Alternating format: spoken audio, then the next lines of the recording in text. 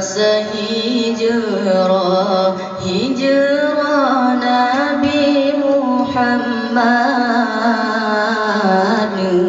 tinggal tempat lah tempat Mekah mulia bahwa subah lah subah Nabi berangkat ngan sahabat ngan Abu Bakar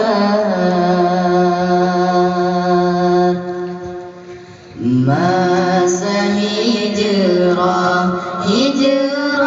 Nabi Muhammad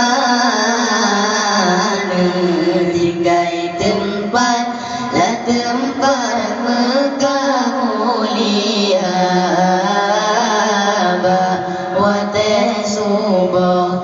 subah Nabi berangkat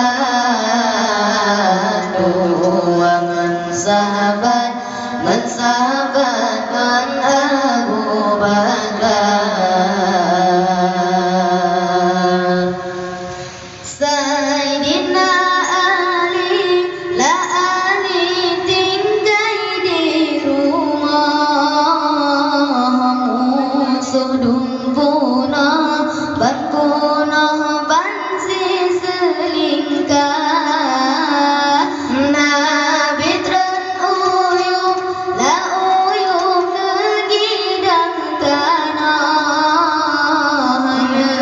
kalan musuh tengah terhentak Nabi nejale sirgam tanah nerang tengah musuh semua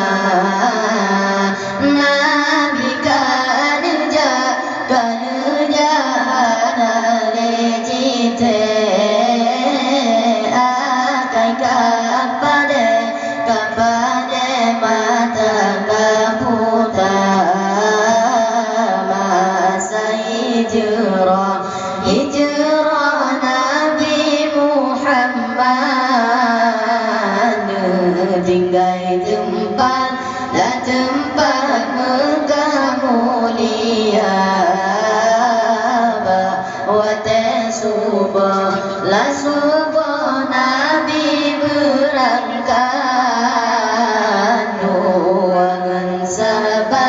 ngan sahabat ngan Abu Bakar bertobat Ali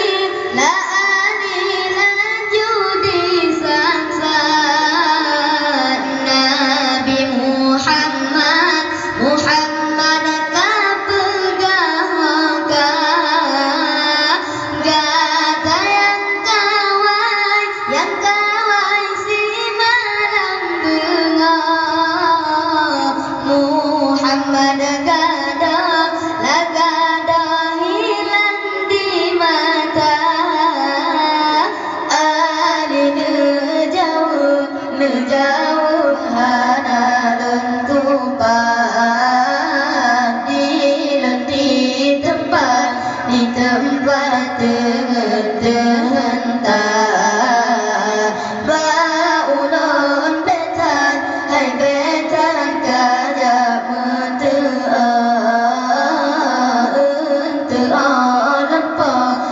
lempo karalah jungkar